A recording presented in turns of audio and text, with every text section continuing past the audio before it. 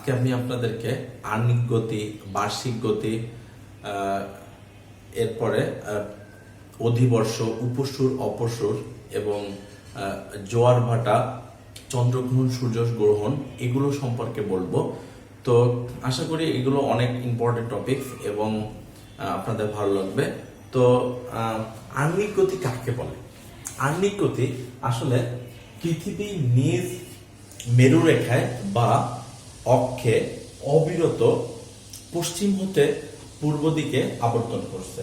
তাহলে আমি যদি বলি এভাবে যে পৃথিবী নিজ মেরুরেখায় বা অক্ষে অবিরত পশ্চিম হতে পূর্ব দিকে আবর্তন করছে। তো পৃথিবীর নিজ অক্ষে একবার আবর্তন করতে সময় নেয় 23 ঘন্টা 56 মিনিট 4 সেকেন্ড। তো পৃথিবীর এই গতিকে আহ্নিক গতি বা দৈনিক গতি এবং এই যে সময়টা, এই সময়টাকে বলা হয় সৌরদিন। তো আহ্নিক গতির বেগ সর্বাধিক হয় 1610 কিলোমিটার। আর আহ্নিক গতির কারণে যে ঘটনাগুলো ঘটে এটা প্রায় পরীক্ষায় আসে। নাম্বার 1, আহ্নিক গতির কারণে দিন রাত্রি সংগঠিত হয়, অর্থাৎ আহ্নিক গতির কারণে দিবারাত্রি সংগঠিত হয়। 2 নম্বরটা হচ্ছে আহ্নিক গতির কারণে জোয়ার ভাটা সৃষ্টি হয়। আর 3 নম্বরটা হচ্ছে আহ্নিক গতির কারণে বায়ু প্রবাহ বা সমুদ্র স্রোত সৃষ্টি হয়। নাম্বার 4, আহ্নিক গতির কারণে মানে যদি আহ্নিক গতি না থাকতো তাহলে সারা জীবন পৃথিবীর অর্ধেক অংশ রাত এবং অর্ধেক অংশ দিন হয়ে যেত। তার মানে কখনো পৃথিবীর অর্ধেক অংশ দিন, সারা জীবন দিন থেকে যেত, আর পৃথিবীর আধা অংশ, অর্ধেক অংশ রাত হয়ে যেত। তার মানে আহ্নিক গতির কারণে মানে কখনো দিন এবং কখনো রাত আমরা পাচ্ছি। আর 5 নাম্বারটা হচ্ছে আমরা শুনেছি যে পৃথিবীর মেরু প্রদেশ চাপা হয়।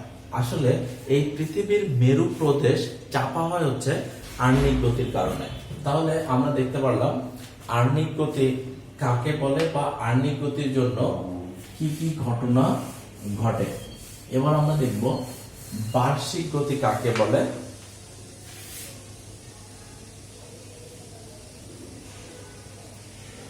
বার্ষিক গতি,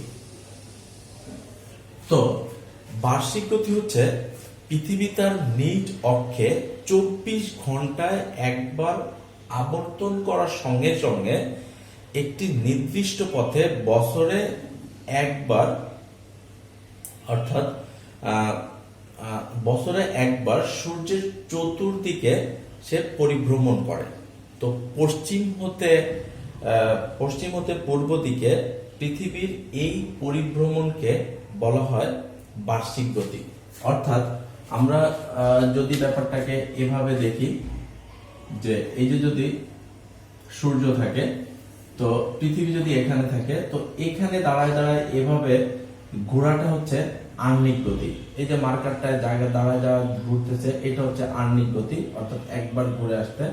আর সে যদি এভাবে ঘুরতে ঘুরতে ঘুরতে ঘুরতে ঘুরতে ঘুরতে পুরা এই পথটা যদি একবার ঘুরে আবার এখানে আসে, তাহলে এটাকে বলে হচ্ছে বার্ষিক গতি। অর্থাৎ সে এটা হচ্ছে বার্ষিক গতি। আর বার্ষিক গতির গড় গতিবেগ হচ্ছে 1,06,260 কিলোমিটার। তো বার্ষিক গতির গড় গতিবেগ হচ্ছে 1,06,260 কিলোমিটার। তো যদি এটা হয় বা প্রতি সেকেন্ডে 30 কিলোমিটার, আর প্রতি সেকেন্ডে 30 কিলোমিটার। তো নিজ কক্ষপথে একবার ঘুরে আসতে পৃথিবীর যে সময় লাগে, নিজ কক্ষপথে একবার ঘুরে আসতে পৃথিবীর যে সময় লাগে তাকে বলা হয় সৌর বছর। আর 365 দিনে সৌর বছর গণনা করা হলেও প্রকৃতপক্ষে সূর্যকে একবার পরিভ্রমণ করতে পৃথিবীর সময় লাগে 365 দিন 5 ঘন্টা 48 মিনিট এবং 47 সেকেন্ড। তার মানে আমরা বলি যে সাধারণত 365 দিন এক বছর, আসলে ব্যাপারটা হচ্ছে প্রকৃত সময় লাগে 365 দিন 5 ঘন্টা 48 মিনিট 47 সেকেন্ড প্রয়োজন হয়। তো বার্ষিক গতির কারণে যে যা যা ঘটে সেটার এক নাম্বারটা হচ্ছে ঋতু পরিবর্তন ঘটে। তো বার্ষিক গতির কারণে হচ্ছে ঋতু পরিবর্তন ঘটে আর দিবারাত্রি হ্রাস বৃদ্ধি ঘটে। তো বার্ষিক পরিবর্তনের কারণে ঋতু পরিবর্তন ঘটে আর দিবারাত্রি হ্রাস বৃদ্ধি ঘটে। তো এবার আমরা বলবো একটু অধিবর্ষ সম্পর্কে। অধিবর্ষ, তো অধিবর্ষটা কি আসলে? অধিবর্ষটা হচ্ছে সূর্যের চারিদিকে একবার প্রদক্ষিণ করতে পৃথিবীর 365 দিন 6 ঘন্টা সময় লাগে, আর প্রতি 4 বছর পর পর 24 ঘন্টা বা একদিন বৃদ্ধি পায়। আর অর্থাৎ 366 দিনে বছর গণনা করা হয়, আর একেই বলা হয় অধিবর্ষ। তো ইরানের কবি ও অঙ্কশাস্ত্রবিদ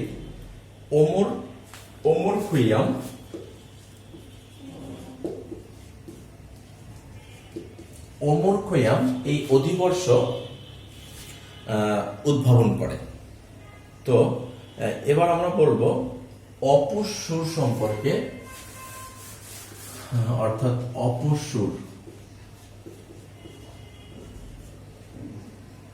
অপসূরটা কি আসলে?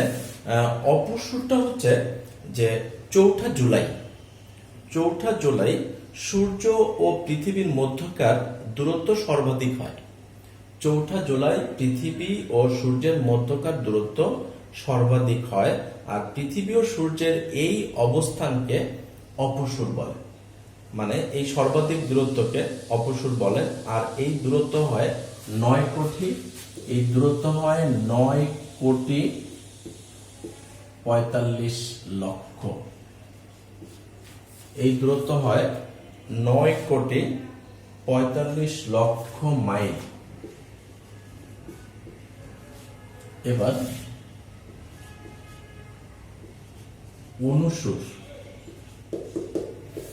তো অপসূর আর অনুসূর হচ্ছে 3রা জানুয়ারি সূর্য পৃথিবীর মধ্যকার দূরত্ব সর্বনিম্ন হয়।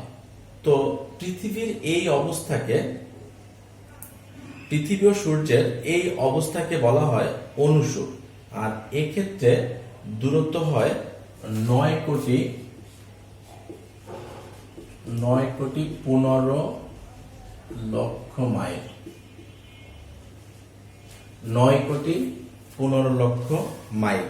এটা হচ্ছে অপসূর ও অনুসূর। তো আমরা এবার বলবো যেটা জোয়ার ভাটা।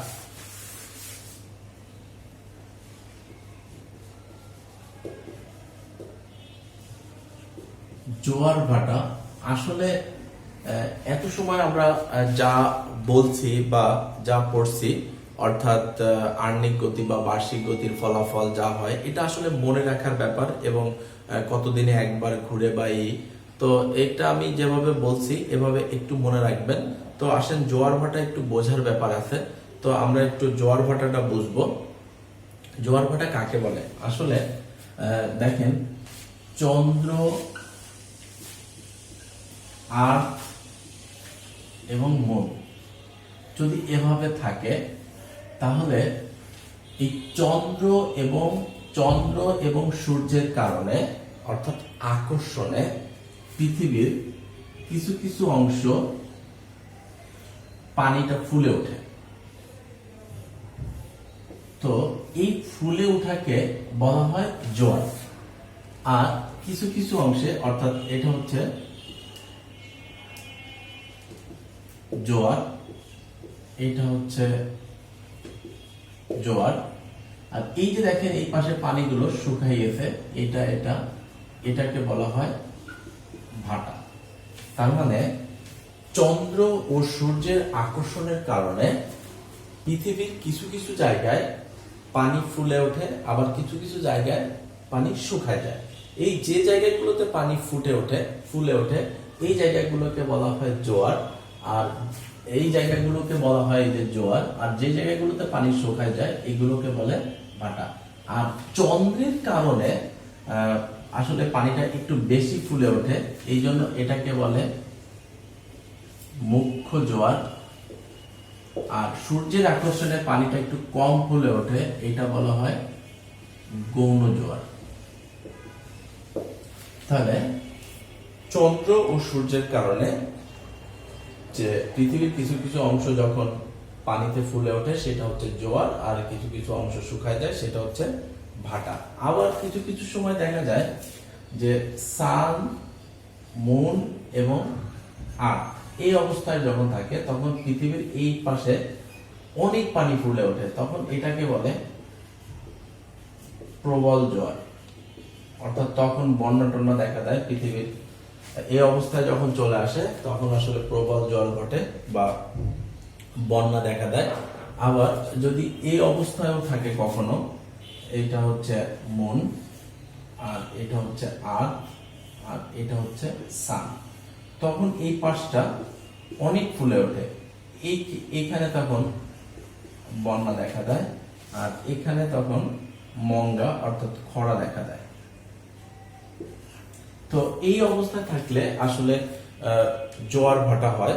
তো আমরা একটু বলবো এটা সম্পর্কে, যেটা মরা কটাল। প্রশ্নটা কিন্তু এইখান থেকে আসে, মরা কটাল। অর্থাৎ মরা কটালটা কি? মরা কটালটা হচ্ছে চন্দ্র ও সূর্যের কারণে সৃষ্ট জোয়ার যদি একে অন্যকে ক্ষতিগ্রস্ত করে তবে তাকে মরা কাটাল বলে। তাহলে চন্দ্র ও সূর্যের কারণে সৃষ্ট জোয়ার যদি একে অপরকে ক্ষতিগ্রস্ত করে তবে তাকে মরা কাটাল বলে। এক্ষেত্রে চন্দ্র, সূর্য, পৃথিবী পরস্পর সমকোণে থাকে। তাহলে এক্ষেত্রে এই মরা কাটালে চন্দ্র, সূর্য ও পৃথিবী সমকোণে থাকে। আর এটি ঘটে, অর্থাৎ এই মরা কাটাল ঘটে অষ্টমী ও একাদশ তিথিতে। এটুকু একটু ভালো করে মনে রাখবেন যে মরা কাটালের সময় চন্দ্র, সূর্য, পৃথিবী সমকোণে অবস্থান করে, আর এটি ঘটে অষ্টমী আর একাদশ তিথিতে, অর্থাৎ সমকোণে। আমরা একটা পরিস্থিতি দেখাইছি, এই অবস্থায় থাকে, অর্থাৎ মরা কাটালে সমকোণে, অর্থাৎ এরকম ধরেন সান, এই যে আর্থ, আর এই যে মুন, আমি আগেও দেখাইছি। এই অবস্থায় আসলে আসলে পৃথিবীর কিছু কিছু এলাকা বন্যায় প্লাবিত হয়। মানে এই জন্য আমরা সাধারণত এই অষ্টমী আর একাদশ তিথিতে এই ঘটনা ঘটার সম্ভাবনা থাকে, অর্থাৎ কিছু কিছু এলাকায় বন্যা হওয়ার সম্ভাবনা থাকে, এবং কিছু কিছু এলাকায় মন্দা পীড়িত অর্থাৎ মানে খরা হওয়ার সম্ভাবনা থাকে। তো এইখান থেকে পরীক্ষা আসে চন্দ্র, সূর্য, পৃথিবী সমকোণে অবস্থান থাকে মানে কখন? যখন মরা কাটাল হয়। আর এটা কখন হয়? অষ্টমী আর একাদশ তিথিতে। আর একটা হচ্ছে তেজ কাটাল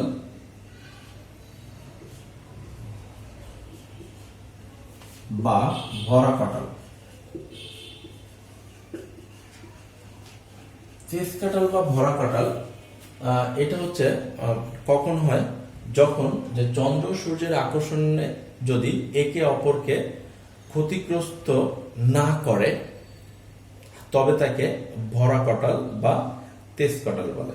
আর এক্ষেত্রে চন্দ্র, সূর্য, পৃথিবী একই সরলরেখায় অবস্থান করে।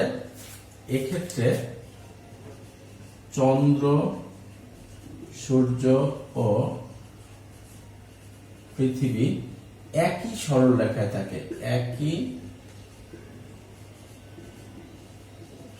একই সরলরেখায় থাকে, আর এটি ঘটে এই যে লাইক দ্যাট, এভাবে একই সরলরেখায়, অর্থাৎ ধরেন এস ই এম, এভাবে একই সরলরেখায় ঘটে। আর এটি ঘটে অমাবস্যা ও পূর্ণিমায়, এটি ঘটে অমাবস্যা ও পূর্ণিমায়। তাহলে মরা কাটালে চন্দ্র সূর্য পৃথিবী সমকোণে অবস্থান করে, আর এক্ষেত্রে এটি ঘটে হচ্ছে অষ্টমী আর একাদশ তিথিতে। আর তেজ কাটাল বা ভরা কাটালে চন্দ্র সূর্য পৃথিবী একই সরলরেখায় থাকে, এটি ঘটে হচ্ছে অমাবস্যা ও পূর্ণিমায়। তো আমরা একটু এখন বলবো সেটা হচ্ছে চন্দ্রগ্রহণ আর সূর্যগ্রহণ।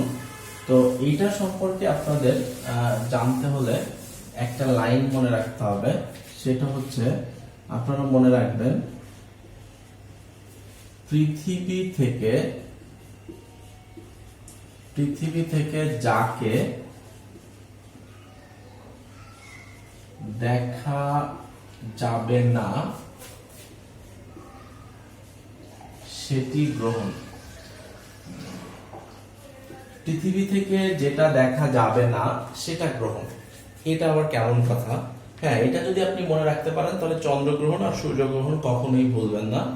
পৃথিবী থেকে যাকে দেখা যাবে না সেটা গ্রহণ। অর্থাৎ আমরা যদি বলি, দেখেন এফ ই এম, দেখেন এখন বলেন তো পৃথিবী থেকে কাকে দেখা যাচ্ছে না? পৃথিবী থেকে অবশ্যই চাঁদকে দেখা যাবে না, কারণ চাঁদের নিজস্ব কোনো আলো নাই, সে সূর্যের আলোতে আলোকিত হয়। তো এখানে তো পৃথিবী সূর্যকে একদম ঢেকে দিছে, এই জন্য এই আলোটা পৃথিবীর এই পাশে পড়বে, কিন্তু চাঁদ থেকে কোনো আলো এসে পৃথিবীতে পড়বে না। অর্থাৎ এখানে চাঁদটা অন্ধকার হয়ে যাচ্ছে, এই জন্য এটাকে বলা হয় চন্দ্রগ্রহণ। অর্থাৎ পৃথিবী থেকে চাঁদকে দেখা যাচ্ছে না। কিন্তু এইখানে কোশ্চেন গুলো কিন্তু একটু মিক্সড হয়ে আসে। এখানে এভাবে বলে, পৃথিবী যখন চন্দ্র ও সূর্যের মাঝখানে অবস্থান করে তখন কোন গ্রহণ হয়, অথবা বলে যে সূর্য এবং চন্দ্র যদি দুই পাশে থাকে তখন কোন গ্রহণ হয়। তো অবশ্যই এটা মনে রাখবেন যে চন্দ্রগ্রহণে পৃথিবী মাঝখানে থাকবে এবং সূর্য আর চাঁদ দুই পাশে থাকবে। তাহলে এভাবে আমরা বলতে পারি যে পৃথিবী যদি চন্দ্র সূর্যের মাঝখানে অবস্থান করে তাহলে সেটা হবে চন্দ্রগ্রহণ। তো এবার আমরা যদি বলি যে সূর্যগ্রহণের কথা, দেখেন এভাবে যদি হয় এস এম ই, তাহলে এবার বলেন পৃথিবী থেকে কাকে দেখা যাচ্ছে না? দেখেন সূর্যের আলো চাঁদে এখানে রেখে দিয়েছে, অর্থাৎ চাঁদকে দেখা যাচ্ছে কিন্তু সূর্যকে দেখা যাচ্ছে না। তাহলে যদি অবস্থা হয় তাহলে অবশ্যই সেটা হবে সূর্যগ্রহণ। তাহলে পৃথিবী থেকে এই ক্ষেত্রে সূর্যকে দেখা যাচ্ছে না, এটা হবে সূর্যগ্রহণ। তাহলে যদি চাঁদ সূর্য ও পৃথিবীর মাঝখানে অবস্থান করে তাহলে সেটাকে বলা হয় সূর্যগ্রহণ। সংক্ষেপে অনেক সময় পরীক্ষায় আসে এস ই এম আর হচ্ছে এফ এম ই, বলা হয় এফ ই এম বা এফ এম ই, এটা কোনটা কোন গ্রহণ। তাহলে অবশ্যই মনে রাখবেন যে এটা হচ্ছে চন্দ্রগ্রহণ আর এটা হচ্ছে সূর্যগ্রহণ। তো ডিয়ার ভিউয়ার, আশা করি আহ্নিক গতি, বার্ষিক গতি, অধিবর্ষ, চন্দ্রগ্রহণ, সূর্যগ্রহণ এবং জোয়ার ভাটা সম্পর্কে ভালো করে বুঝতে পারছেন। তো এর পরবর্তী লেকচারে আমরা অন্য টপিকস নিয়ে কথা বলবো। ততক্ষণ পর্যন্ত আমার সাথে থাকুন, ভালো থাকুন। আসসালামু আলাইকুম।